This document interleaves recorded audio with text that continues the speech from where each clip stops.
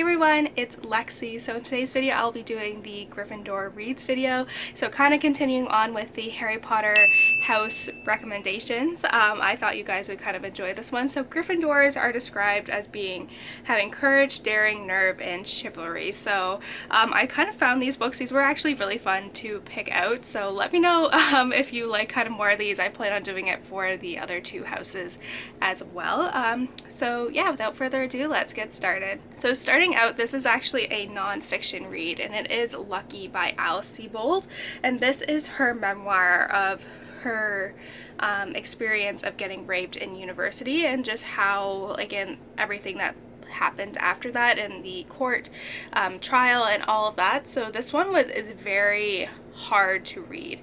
She doesn't hold back. She is very graphic on what happened, and it's very upsetting to read this.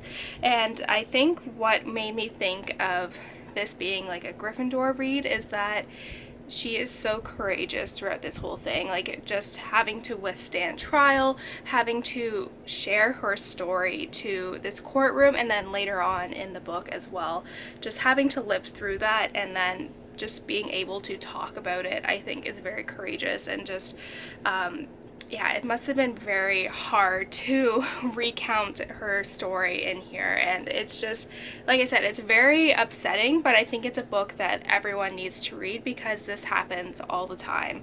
And it's just, I don't know, it's really, like, I read this maybe my first year of university, so 2012, and it still sticks with me. It's very haunting, and I think it really shows her bravery and courage throughout this whole thing, because this turned her life upside down. And yeah, it's just, you just need to read this. I think it's very relevant to today's time and just kind of the issues that are going on now, so it's something that everyone needs to read. Next, I have The Alice Network by Kate Quinn, and this one totally, like, when I think of Eve, she is a spy during World War I, and it's telling like basically a dual storyline, but we follow Eve like throughout the war and like what she was doing as a spy, and it just shows her bravery. Like, there is a point in here where she gets really hurt, and it's just horrible, but she did not like break. And I think that is just shows her bravery, like going into enemy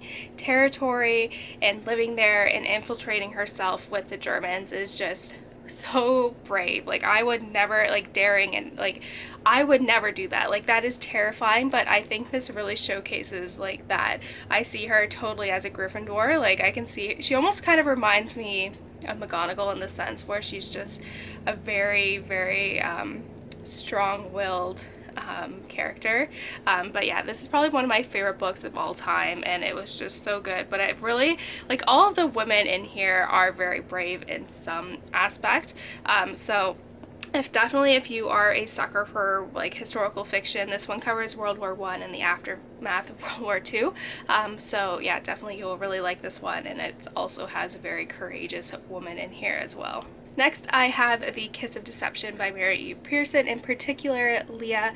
Leah is a princess who flees on her wedding day, and after that the prince that she left at the altar and an assassin from a neighboring kingdom are sent out after her.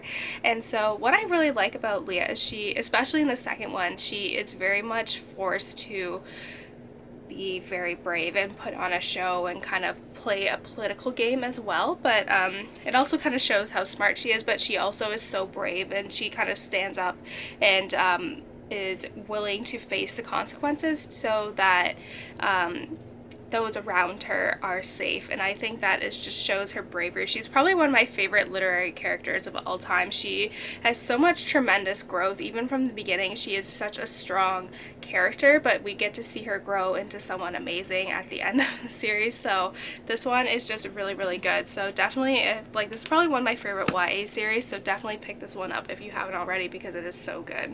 Kind of continuing on with like the theme of strong female characters in historical fiction, I have Codename Verity by Elizabeth Wine, and this is probably one of my favorite historical fictions. I read this 2015, 2016, and I was obsessed with it. I loved it so much. Basically, the premise of it is that it follows two friends in World War II, Maddie, who flies the planes, and Julie, who is a spy. So Julie ends up getting captured in the beginning of the book, and she is forced to tell the story of Maddie, who is the one who flew the plane there, who crashed and they think is MIA somewhere in France during World War II. So they are trying to she's trying to recount her story, but she is a prisoner of war and they are torturing her. She's going through so much and she still like does not tell them anything. Like it's very good. I love this story. It really showcases two really strong and brave and courageous women, and I really like that, especially during World War II, because a lot of the books always focus on the men, but now